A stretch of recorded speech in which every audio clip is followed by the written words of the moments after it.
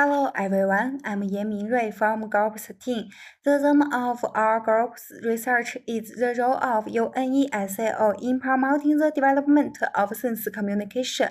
Next, I will introduce the problem statement part, which is divided into 4 models. The importance of science communication. In the context of the Internet era, the social progress of countries around the world and the improvement of the overall literacy of the public are closely related to science communication. However, at present, the overall development of science communication on a global scale faces various challenges, namely, in developing countries. Due to their weak infrastructure, the allocation of scientific resources is not reasonable. In some countries and regions, the popularity and acceptance of scientific knowledge by the masses are not high, and the scientific literacy of citizens is low. In the global digital transformation, most countries and regions lack the support of corresponding science and technology and infrastructure, and the development gap between countries is larger. While restricting the fairness of scientific knowledge dissemination, it also further weakens the efficiency of international cooperation in dealing with major issues. The key role of UNESCO. As one of the world's important multilateral organizations, how does UNESCO lead and promote the development and application of science communication on a global scale through policy formulation, resource support, cooperation platform, and advocacy of international cooperation? Specifically, it is to study the role and far-reaching influence of UNESCO in promoting the progress of public scientific literacy, popularization of scientific knowledge, and fairness of science communication in the field of science communication on a global scale. Core issues of the study. The core of this research theme is UNESO's measures and science communication work, and the research focuses on analyzing how the organization responds to the challenges brought about by the uneven distribution of scientific resources, the low scientific literacy of the public, and the need to improve the public's awareness and science communication knowledge, and summarize the contributions made. Overall significance of the study. In general, UNESCO plays an indispensable and important role in science communication, covering global educational inequality, scientific and technological innovation, and development, and promoting social harmony. Hello everyone, today I'm excited to present our literature review on the role of UNESCO in promoting the development of science communication. This is a critical topic in the digital age, where science communication services as a vital bridge connecting the public with scientific knowledge. And now let's turn into the background. UNESCO has been playing a leading role in the promotion of global science through education, culture, and communication since the 20th century. With the rapid advance of technology and globalization, the efforts of UNESCO have become even more vital in promoting science popularization, global collaboration, and innovation. And now let's come to the next point, significance. Highlights UNESCO's global contributions and guide future science communication development. The second one is Open Science Initiative provides a framework for theory and addresses gaps in international research. The third one is supports capacity building in developing countries through open access, training, and ethical. The last one is offers practical models by integrating education, cultural resources, and digital tools for global implementation. Now, move on to the advantages of literature. The literature underlines the exceptional contribution of UNESCO to the formation of science communication. The first point is completeness and systematization. Literature systematically organized the main policies and activities undertaken by UNESCO, including the 6 major areas of open access, open education, and open cooperation, among others. The paper provides a clear theoretical guideline and a practical roadmap for science communication. Furthermore, UNESCO's communication reforms have significantly improved efficiency and the visibility by integrating resources, optimizing structures, and adopting a new media tool. The second one is innovation and diversity. UNESCO emphasizes the role of digital communication, utilizing social media platforms to promote scientific projects. This approach enhances public participation and interactivity, bridging the gap between science and society. The third one is data support and case studies. Empirical data and specific examples are drawn from literature and to demonstrate the achievements of UNESCO. For example, the Marine World Heritage Program is one such initiative wherein UGC and GIS have amplified the effectiveness and conversation and communication strategies. In conclusion, UNESCO not only laid the foundation for science communication, but opened its arms to initiative and diversity to meet complementary challenges. At UNESCO, by promoting collaboration, transparency, and accessibility, it sets the standard at an international scale to facilitate the development of science communication. Okay, that's the third part of the literature review ResearchGate. The first one is limitation regional coverage. The differences in science communication need at development levels across countries and regions not being sufficiently discussed. And there is a lack of research on the differentiated implementation effort of policy across the regions. For example, in the source literature Sustainable Biocultural Heritage, Management and Communications, that study uses a sample of 14 marine World Heritage projects from Europe, a late coverage of UNESCO's heritage project in Africa, Asia, and Latin America. This limits the applicabilities of the research findings. And second one, insufficient evaluation of long-term effect. The main issues are reflected in the following aspects. Delayed effect of science communication. The effect of science communication are not immediate. Improvement in scientific literacy and behavior change may take years to appear in large populations. Focusing only on short-term result overlooks this delayed effect and limit the accuracy of research findings. Both studies and second one is lack of long-term follow-up. Most studies focus on short-term evaluation after communication activities, neglecting to track audience changes over time. Science communication often has gradual effects such as improving scientific literacy and changing attitude or behaviors, which requires longer period to observe.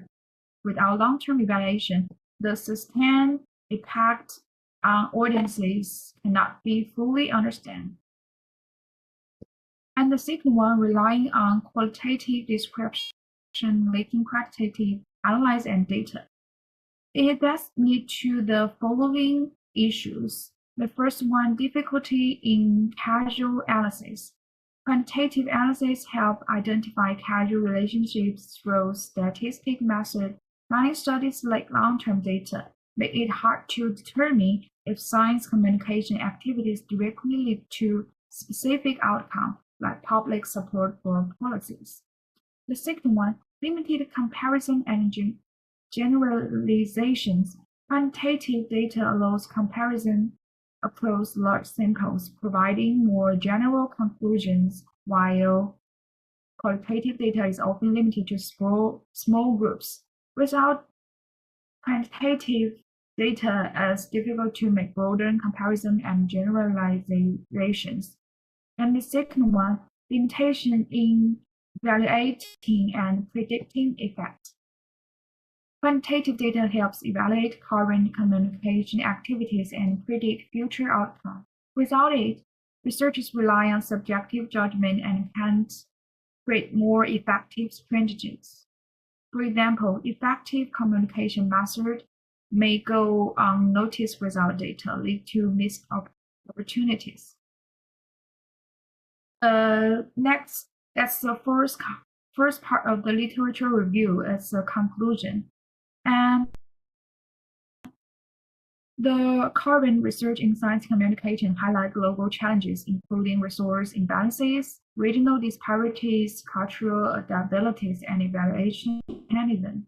While UN sales play a key role, most studies focus on short-term project impact, with limited attention to optimizing strategies across sector collaborations or long-term effectiveness. Here, our research objectives are as follows. The first one is strengthening regional coverage and grassroots network. Bridge the resource gap between the global north and south by creating region-specific communication strategies. And the methodology is conducted by the surveys with stakeholders from developed and developing regions to access current effort and regional effectiveness, analyze case studies of successful grassroots strategies to evaluate their impact. And the second one, enhancing long-term impact evaluations. The objective is develop standardized evaluations and system with quantitative and qualitative metrics for long-term improvement in science communication, and uses a survey and literature reviews data to propose evaluation metrics focusing on public scientific literacy and behavior change, employee statistical methods to analyze the data. And the second one is promoting digital technologies. Explore the potential of emerging technologies to improve interactivity and reach in science communication. The method analyze case study of project utilizing this technology and conduct surveys and interviews to access public reception and potential for broader adoption. Hello everyone, I'm Zhang Wenjing from Group 13. Here comes to the next part of research questions. In delving deeper into the significant theme of UNESCO's role in promoting the development of science communication, the study will focus on the following core and urgent research questions in a comprehensive and detailed manner. The first question is, how can UNESCO promote the equitable distribution of science resources through the development of effective policies and strategies in response to the unequal distribution of science resources globally? Specifically, we will analyze what measures UNESCO has taken to ensure a more balanced flow of science resources to developing countries and regions, thereby narrowing the gap in science communication with developed countries.